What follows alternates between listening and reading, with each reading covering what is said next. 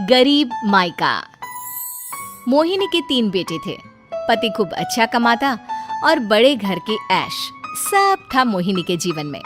लेकिन एक चीज जो नहीं थी वो थी सुकून। मेरी बहन और मेरा भाई दोनों गरीब, लेकिन मैं मेरे पास तो नोट की बरसात है। तभी मोहिनी की बहन बीना उसके दरवाजे आ जाती है। अरे मोहिनी, कैसी है? मेरे घर में ना सिलेंडर खत्म हो गया है। तेरे पास तो इतने पैसे हैं, भरवा देना मेरा सिलेंडर। पैसे जैसे ही आ जाएंगे मैं दे दूंगी। तभी मोहिनी का पति राकेश आ जाता है। क्या है बिना, ये अपने घर की परेशानी हम लोगों के घर ना गाया करो। तुम्हारी बहन को तुम लोगों पर तरस आ जाता है और वो पैसे देने लग जाती है। मुझे ये बिल्कुल पसंद नहीं है। ओ जीजा जी, नहीं, मैं तो वो बस अच्छा मैं चलती हूँ। बीना वहां से चली जाती है। उसके जाने के बाद अच्छा किया जो आपने सुना दिया। अरे न जाने क्या सोचकर मेरे घर आ जाती है कि जैसे यहाँ तो भंडारा भरा है। अरे कितना तो दे दिया। अच्छा जी, जरा 1000 तो देना। वो बिन्नी दीदी है ना, उनके घर जा रही हूँ। उनका पोता हुआ है तो मुंह दिखाई दे दूंगी। हाँ, उन लोगों के आगे तो शो ऑफ किया करो। वो खुद को बड़ा अमीर शो करते हैं ना। दिखा दे कि तू भी किसी से कम नहीं है। हाँ जी, इसी के लिए तो जा रही हूँ। मोहिनी तैयार होकर अपनी बुआ की बेटी के घर जाती है, जहाँ उसके पोते का कार्यक्रम चल रहा होता है। वहाँ वीना भी आई होती है। अरे वीना, क्या जरूरत थी यहाँ आने की? तेरे घर पर गैस नहीं है तो वो भरा लेती। क्या करूं मोहिनी, बुआ को बुरा लग जाता नहीं जाती तो। वैसे मेरे पास एक जोड़ा बच्चे का कपड़ा रखा था, वही अपनी चांदी के पायल के साथ देने जा रही हूँ। घर पर गैस थी नहीं, सोचा परिवार यहीं खाना खा लेगा, बाकी सुबह का सुबह देखा जाएगा। मोहिनी को बहन पर दया आ जाती है।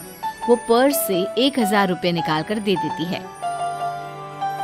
ले वीना, लेकिन पैसे वापस कर देना, तेरे जीजाजी हिसाब लेते हैं। मोहिनी भी क्या करती, गरीबी में बहन का सहारा ही उसके जीवन जीने का आधार था। फिर एक रोज, सुनिए, भाई के घर बेटी हुई है, मुझे माँ के पास जाना होगा। अरे उस घर में ना कूलर है ना एसी, कैसे रहोगी तुम? हाँ, वही सोच रही हूँ कि अकेली जाऊं, बच्चों को साथ ना ले जाऊं। चली जाओ, लेकिन ये जो तुम अपने गरीब परिवार से मिलने चली जाती हो ना, मुझे बिल्कुल अच्छा नहीं लगता। पता नहीं मैं भी कैसे मैनेज करती हूँ, लेकिन क्या करूँ। मोहिनी भाई भाभी के घर आती है। मोहिनी, कैसे आना हुआ? तू यहाँ हम लोगों के घर रह लेगी या फिर किसी होटल में रहेगी? क्या हो गया है माँ? मोहिनी को क्यों ऐसे बोल रहे हैं आप? अरे तू नहीं जानती अपनी ननद को, पैसे वाली है ना, तो ऐड कुछ ज्यादा ही है। मोहिनी को माँ की बात का बुरा नहीं लगता है, क्योंकि उसे पता ही नहीं चलता कि माँ उसे जली कटी सुना रही है। वो भाभी की बच्ची के साथ लेन देन करती है और वहाँ से चली जाती है। उसके जाने के बाद, माँ, क्यों आप मोहिनी को इतनी सारी बातें सुनाती हो? भाई का बेटा बोल पड़ता है। माँ, क्योंकि दादी जानती है कि बुआ के अंदर घमंड है। सही बोल रहा है मोहन। बहू भले तुझे ना दिखता हो, लेकिन मुझे और मोहन को दिखता है कि वो कितनी घमंडी है। मोहिनी मायके आती है, जहाँ गरीबी के कारण चीजें कम होती हैं। इस मोहन के बच्चे को काम पर लगा दो ना, किसी दुकान या किसी होटल में। बर्तन धो लिया करेगा, कम से कम 4 पैसे और आएंगे घर में। देख मोहिनी, माना तेरे पास पैसा है, लेकिन तेरे भाई के दिन इतने भी बुरे नहीं चल रहे कि वो अपने बच्चे की पढ़ाई रुकवाकर उससे बर्तन धुलवाए। मोहन माँ की ओर देखता है, जैसे आंखों से बोल रहा हो, देख लिया बुआ का हाल। हाँ मोहिनी, बात तो सही है, लेकिन अभी मोहन को पढ़ना है। आखिर तुम भी तो अपने दोनों बेटों को पढ़ा रही हो ना। मेरे बेटों से कैसे कंपेयर कर सकती हैं आप? अरे वो तो कलेक्टर बनेंगे। हाँ, कल को वो मोहन को नौकरी में रख लेंगे, क्यों? मोहिनी कुछ दिन और रहकर चली जाती है। धीरे धीरे दिन बीतता है। मोहन बड़ा होता है और कड़ी मेहनत से सफल भी हो जाता है। मोहिनी, माँ के जाने के बाद तो तुमने भाई भाभी के घर जाना छोड़ ही दिया, क्यों? वो क्या है ना, उन लोगों का घर छोटा है, मेरे बच्चे जाना ही नहीं चाहते। पर तुझे क्यों अचानक मायके की बात याद आ गई?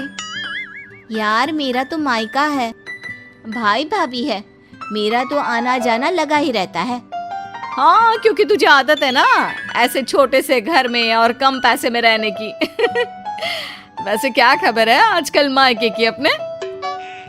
अब वो घर छोटा और कम पैसे का नहीं रहा, क्योंकि मोहन तो बहुत बड़ा आदमी बन गया है। फिर क्या? मोहिनी भाभी को फोन करती है। मोहन किसी बड़ी कंपनी का मैनेजर हो गया है क्या भाभी? क्या ये सच है? हाँ मोहिनी दीदी, अब तो हम लोगों के गरीबी के दिन कट गए। आपके भाई ने कोई अच्छे कर्म किए होंगे जो हम लोगों का बेटा इतना अच्छा कमा रहा है। देख लो भाभी, पहले भी आपने कई गलतियां की थी, आप थोड़ा संभल कर चलना। भाभी को मोहिनी की बात समझ में नहीं आती कि वो क्या कहना चाहती है। फिर एक दिन वीना मोहिनी से कहती है, मोहिनी, हमारा भतीजा मोहन अच्छा कमा रहा है, क्यों ना मैं अपने बेटे की नौकरी के लिए उससे बात करूं? अरे बुआ का बेटा है, ये सोचकर मदद तो करेगा ना? हाँ हाँ, क्यों नहीं करेगा, उसके बुरे दिन में तो हम भी खड़े थे। मोहन को वीना फोन करती है और अपने बेटे की मदद करने की बात करती है। हाँ हाँ बुआ, क्यों नहीं, आप सिद्धार्थ को भेज दें, मैं अपनी ही कंपनी में उसकी नौकरी करवा देता हूँ। दिन बीतते हैं, अब वीना के हालात भी अच्छे हो जाते हैं। क्या बात है वीना, तूने भी कार ले ली, वो भी इतनी अच्छी? हाँ मोहिनी, अपने भतीजे के कारण तो हम लोगों के दिन अच्छे हो गए। उसने सिद्धार्थ की नौकरी लगवा दी है, वो भी शानदार। ठीक है, लेकिन पैसे ख्याल से खर्च करना। वो क्या है ना, पैसे आने आसान है लेकिन संभालने मुश्किल। मोहिनी घर पर अपने पति से बात करती है। देखो ना, सबके पास पैसे हैं, एक वक्त था जब मैं ही अमीर हुआ करती थी। लगता है कि ज्यादा दिन नहीं रह पाओगी, मेरी नौकरी को कुछ साल ही बचे हैं और तुम्हारे दोनों लड़के निकम्मे हैं। उन लोगों को बोलो ना कि नौकरी करे। तभी वहाँ मोहिनी के बेटे भी आ जाते हैं। अरे हमें क्या मोहन समझा है जो दिन रात गधे की तरह काम करते रहे? खैर, दिन फिरते हैं और मोहिनी के पति की नौकरी भी खत्म हो जाती है। मोहिनी क्या करे, थोड़े से पैसे में गुजारा नहीं हो रहा है। तो क्या करे, मेरी समझ में कुछ नहीं आ रहा। मोहन को बोलो ना कि वो इन दोनों के लिए नौकरी देखे, जैसे सिद्धार्थ के लिए नौकरी देखी है। मोहिनी क्या कहती, उसे अपने वो दिन याद आ जाते हैं जब उसने भाभी से मोहन को नौकर बनने की सलाह दी थी। क्या हो गया, क्या सोच रही हो मोहिनी? यही कि वक्त कभी भी किसी का भी पलट सकता है, ऊपर वाले से डर कर रहना चाहिए। आगे ऐसे अमेजिंग वीडियोस को देखने के लिए चैनल को लाइक, सब्सक्राइब और शेयर जरूर से करें, ताकि हमको हर हमेश मोटिवेशन मिलता रहे और हम आप लोगों को मनोरंजन करा सके।